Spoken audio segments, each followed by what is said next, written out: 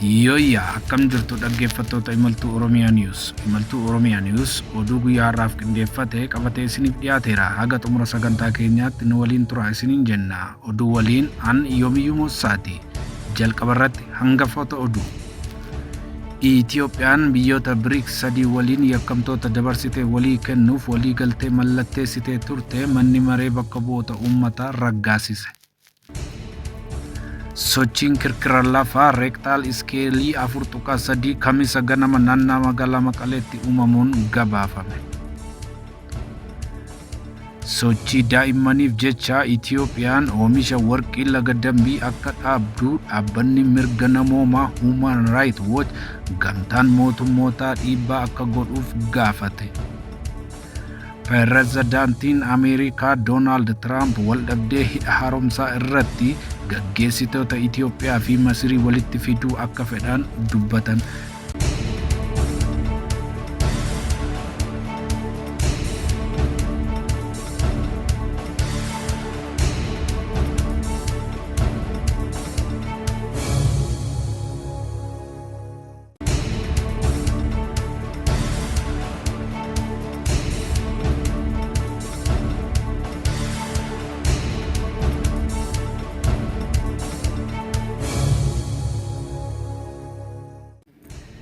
Itiyoophiyaan biyyoota BRICS sadii waliin yakkamtoota dabarsitee walii kennuuf walii galtee mallatteessitee turte manni maree bakka bu'oota uummataa raggaasise. Manni maree bakka bu'oota uummataa labsiiwwan biyyoota gidduutti warra murtoo argatan waliif dabarsuu fi namoota dhimma yakkaan barbaadaman dabarsanii kennuu raggaasisee jira. Manni maree bakka bu'oota uummataa walgahii idilee isaa sagalaffaa amajji 22 bara 2026 taa'een Itiyoophiyaan, Chaayinaa, Biraazilii fi Afrikaa Kibbaa waliin namoota yakkaan barbaadaman dabarsanii kennuu fi murtoo hidhaa warreen itti murtaa'ee jiru dabarsanii walii kennuu walii galtee taasiftee sagalee caalmaan raggaasiftee jirti. Bu'uura walii galtee kanaatiin Itiyoophiyaan biyyoota BRICS sadii waliin dhimma yakkaa irratti tumsa seeraa waliinii kan taasisan yoo ta'u, namoota murtii fudhatanii fi akkasumas yakkaan barbaadaman dabarsitee ni kenniti ni fudhattis jedhameera. Wiixinee labsii kana ilaalchisee gabaasaa fi murtee koree dhaabbii dhimma seeraa fi haqaa manni marichaa qopheesse dura teessuu koree dhaabbii kabajamoo Aadde Tsagannet Mangistuun dhiyaateera.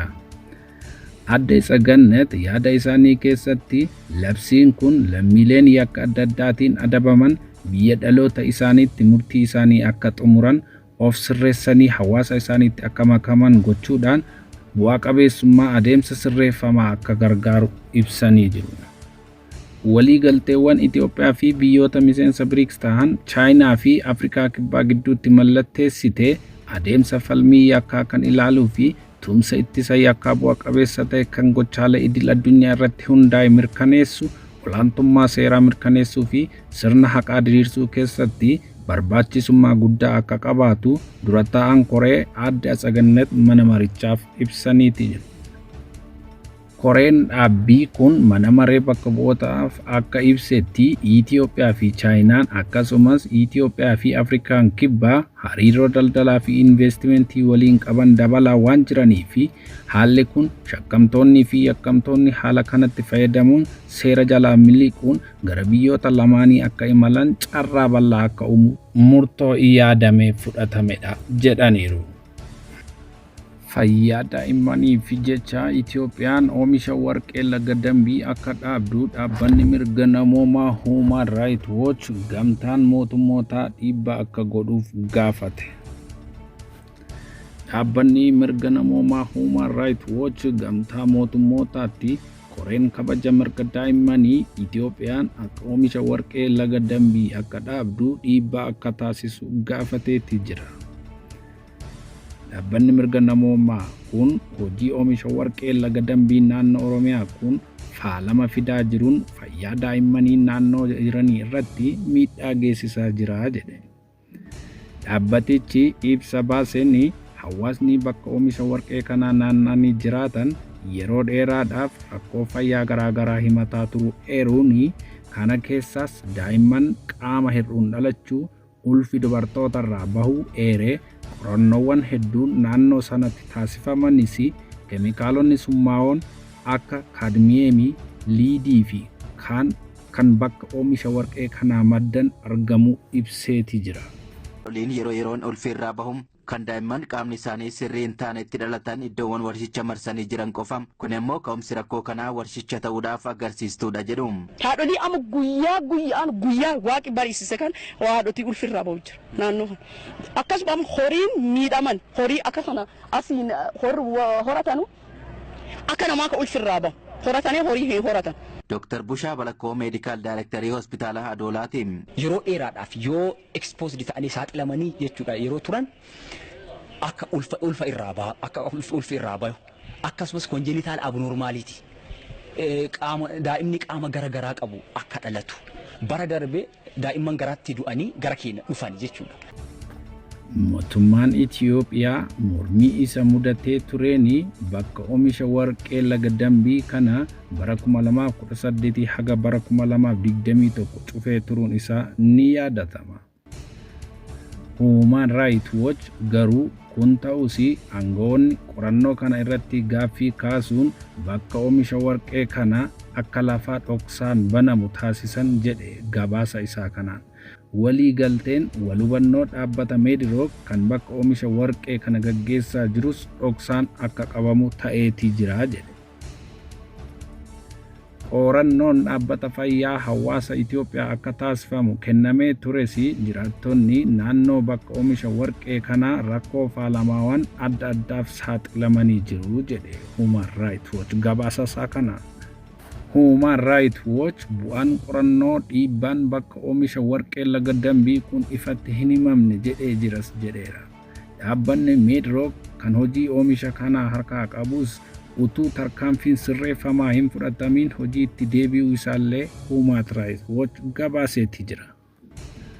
Dhaabbanni mirga namoomaa Human Rights Watch Itiyoophiyaan akkaataa waliigaltee idil addunyaa seera mirga daa'immanii kabajuu akka qabdu akeekee dhaabbileen daldalaa biyyattii sarbaminsa mirga namoomaa geessisuurraa akka of qusachuu qaban ibsee jira. Kanaafis dhaabbata kontoomaa Daariimuu fi giddugala qorannoo mirga namoomaa Yuunivarsiitii Noorz-Western waliin koree kabaja mirga daa'immanii kan gamtaa mootummootaaf xalayaa kana galchuu ibseetii jira. Waamicha wal fakkaataan yeroo Laga Dambii ilaalchisee taasifamu kun kan jalqabaa ta'uu baatus bitootessa 2023 Human Rights Watch ibsa wal fakkaataa baasee tureen oomishni warqee kun miidhaa faalama naannoon miidhaa jiraattotarraan gahaa jiran gabaasawwan jedhu darbee hojii irra jira jechuun mootummaan akka cufu gaafachuu cinaatti gartuun falma mirga namaa kun dhaabbileen kun akka namoota faalama kanaan miidhaman suphanis gaafateeti ture. Ammas ibsa isaa kanaan Human Rights Watch hojiin kun miidhaa jiraattota irraan waan geessisaa jiruu fi koreen kabaja mirga daa'immanii gamtaa mootummoottaa Itiyoophiyaan hojii oomisha warqee Laga Dambii kana akka dhaabdu miidhaa ga'eef qorannoon akka taasifamu namoota faalama kanaan miidhaman beenyaan akka kaffalamu akka mirkaneessitu dhiibbaa haa taasisnu jechuun gaafateera. Egaan dhaggeeffattoota imaltuu Oromiyaa News oduun guyyaa har'aaf qopheeffanne kan haga ammaa ture waan nu dhaggeeffattaniif galatoomaa isiniin jenna. Kirkirri lafaa naannaa Maqaleetti mudachuun gabaafame.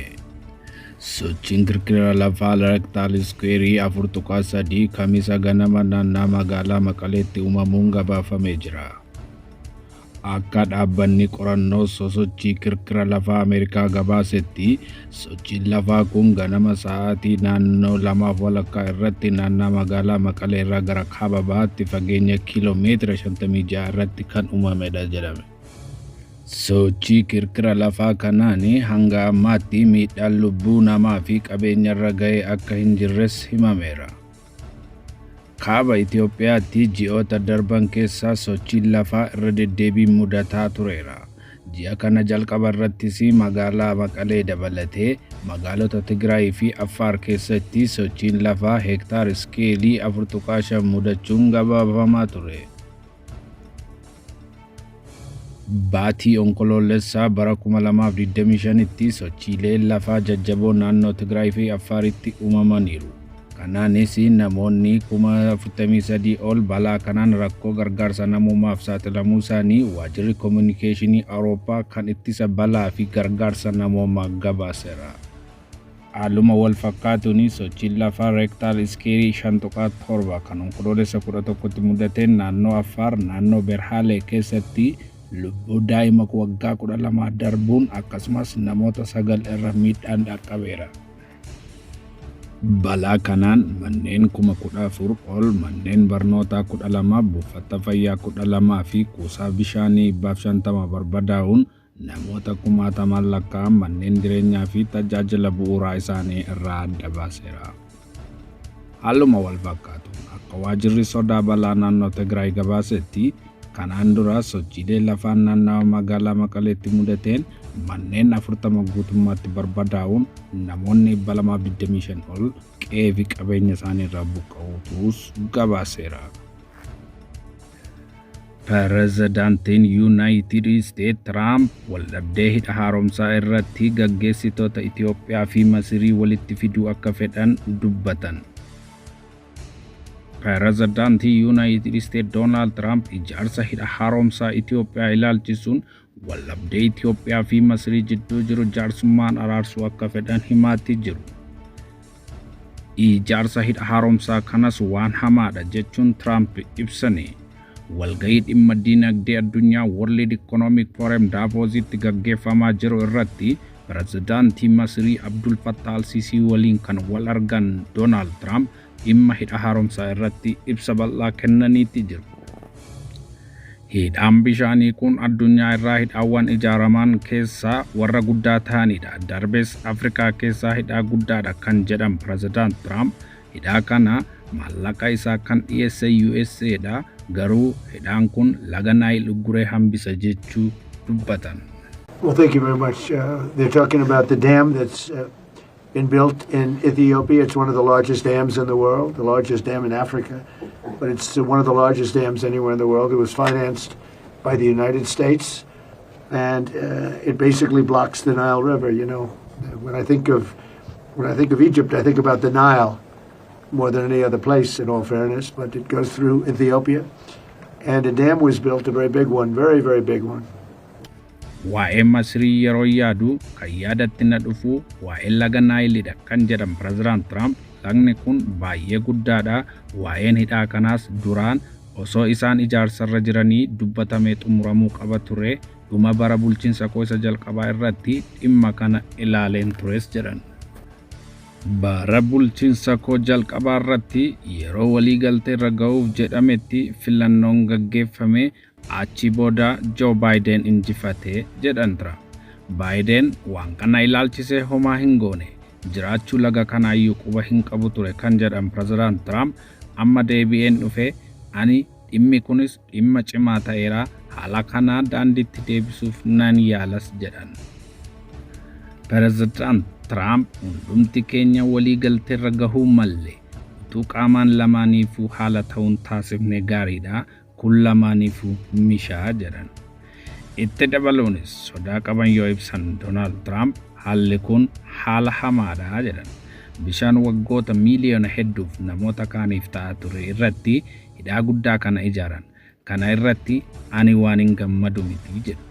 Isin amma gaggeessaa cimaadha jedhan pireezidaantii Ijipt Abdul Fattah al-Siisiin. Itiyoophiyaa keessas gaggeessaa biyyaa cimaatu jira. Ani garuu hangan si'iin beeku gaggeessaa Itiyoophiyaa hin beeku.